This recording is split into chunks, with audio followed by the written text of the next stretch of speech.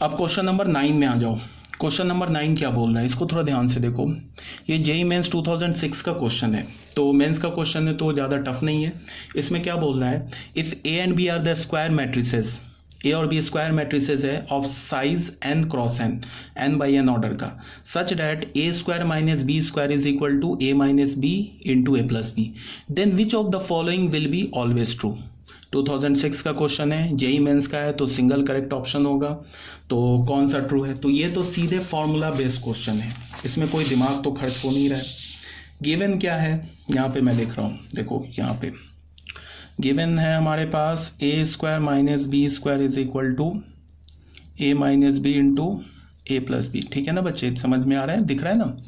तो अब तो बोला है कि इसमें से कौन सा ट्रू है, A is equal to B होगा, A B is equal to B A होगा, इधर ऑफ ए और B is a zero matrix होगा, इधर ऑफ ए और B is an identity matrix होगा। इधर का मतलब या तो ए हो जाए या तो बी हो जाए।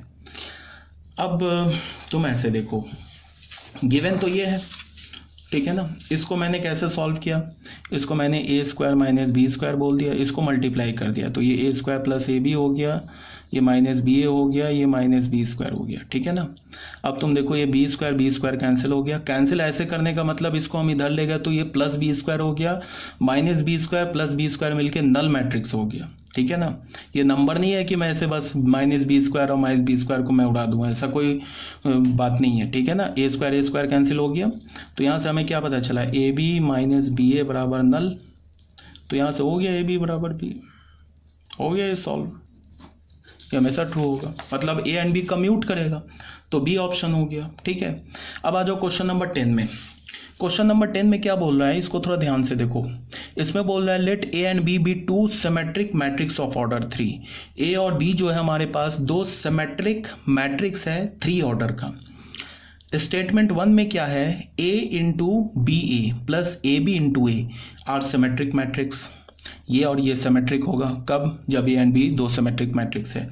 स्टेटमेंट 2 में क्या बोल रहा है, A B symmetric matrix if matrix multiplication of A and B commute. ये भी इसका क्वेश्चन है जेईई मेंस या एडवांस का, मैंने लिखा नहीं, ईयर नहीं लिखा है। ये भी जेईई मेंस या एडवांस, शायद ये जेईई मेंस का नहीं, मेंस या एडवांस का किसी का क्वेश्चन है, मैंने ईयर नहीं लिखा है। ठीक है। तो ये है तो जेईई मेंस या एडवांस में से किसी एक का क्वेश्चन, शायद ये जेईई मेंस का क्वेश्चन है, मे बी। ठीक है। तो इसमें मैंने क्या किया, स्टेटमेंट 1 में क्या बोल रहा है, ए और बी को तो पहले बोल दिया सिमेट्रिक है, मैट्रिक्स है। ठीक है। उसके बाद बोल रहा है कि ये मैट्रिक्स सिमेट्रिक मैट्रिक्स है। फिर दूसरे में क्या बोल रहा है, ए बी सिमेट्रिक होगा if A and B commute करेगा। ठीक है। तो इसमें ए ऑप्शन क्या है, statement 1 is true, statement 2 is true, statement 2 is not the correct explanation of statement 1। इसका क्या मतलब है कि स्टेटमेंट 1 जो लिखा है वो सही है, ए का बता रहा हूं। बी का क्या मतलब है, जो स्टेटमेंट 2 है वो भी सही है, और स्टेटमेंट 2 जो है स्टेटमेंट 1 का करेक्ट एक्सप्लेनेशन नहीं है। इसका अब क्या मतलब है कि मतलब कि तुम स्टेटमेंट 2 को यूज करके स्टेटमेंट 1 को प्रूफ नहीं कर सकते हो, मतलब स्टेटमेंट 2 और स्टेटमेंट 1 का आपस में कोई लेना देना नहीं है। अगर स्टेटमेंट 1 और स्टेटमेंट 2 का कोई लेना देना है, मतलब 2 से 1 पे जाओ या 1 से 2 प्रूफ हो रहा है, तो फिर क्या, अगर 1 से 2 प्रूफ हो रहा है तो हम क्या लिखेंगे, statement 2 1 is the correct explanation of statement 2, और स्टेटमेंट 2 से स्टेटमेंट 1 प्रूफ हो रहा है तो हम क्या बोलेंगे, statement 2 is the correct explanation या ऑफ स्टेटमेंट 1। मतलब कि 1 को यूज करके 2 ले आओ तो स्टेटमेंट 1 जो है या is the correct explanation of 2, और अगर 2 से तुम 1 ले आओ तो statement 2 is the correct explanation of 1, ऐसे बोल सकते हैं। ठीक है ना। तो इसको हम देख लेते हैं। सबसे पहले बच्चे देखो क्या है, ए और बी को देखो सॉल्यूशन 10 पे करते हैं।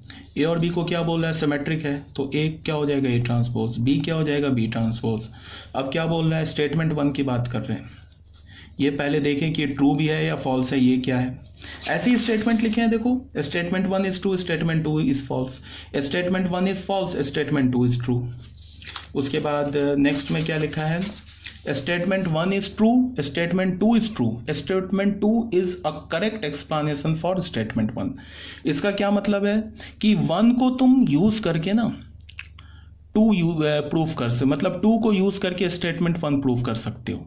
तो ये हो जाएगा, ठीक है ना। तो देख लेते क्या है। तो सबसे पहले तो देख लेते हैं कि स्टेटमेंट 1 जो लिखा है ये करेक्ट है भी या नहीं है।